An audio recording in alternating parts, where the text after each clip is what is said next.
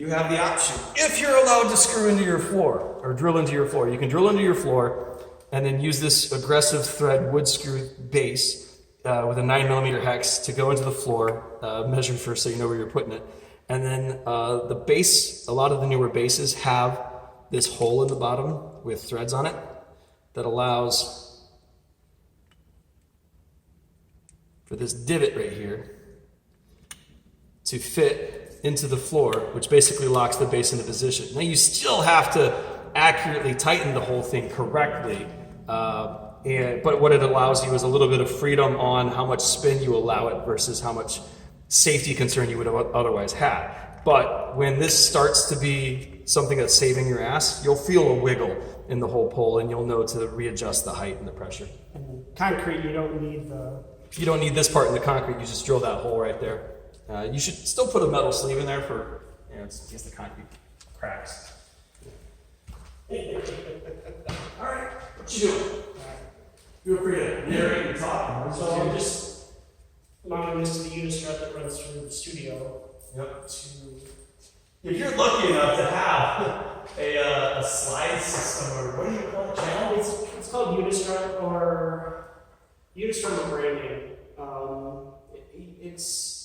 It's an industrial channel. It's the same as what's on the wall there. Yep. So what that gives him the freedom of doing is he's got these specific size nuts in the top there that are just waiting for these bolts to hold up that permanent mount. Shit, I light it like this. Yeah. So I don't know if that's aimed up there high. You keep going. I'm gonna check the. Oh yeah. Yeah. So then all he has to do is line up one of them with one of the nuts, finger tighten it, line up the other three, finger tighten it.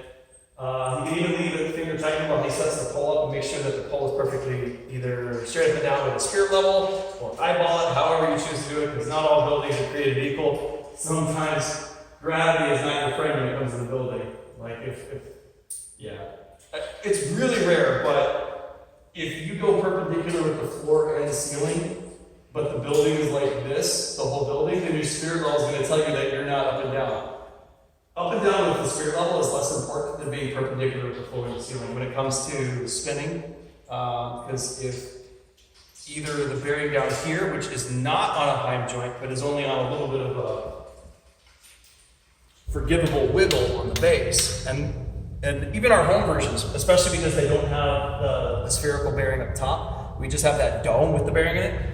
That means that the top dome has no forgiveness on the angle, and that whatever your ceiling is, then to get the best possible spin, you need to be perfectly perpendicular from your ceiling and your dome, regardless of whether or not your spirit level agrees with you.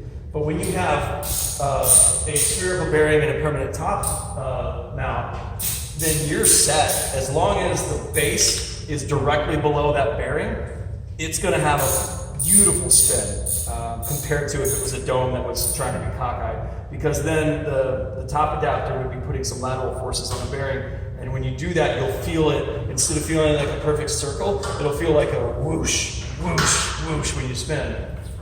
Now, I've been to an event where the pole managed to, or the truss managed to move itself, so the top was no longer above the base, and someone was able to spin on the spin pole safely in that case, but then they started spinning the other way, almost like back and forth, just because of the angle, and you'll never get that when installing it unless you just so horribly eyeball that thing.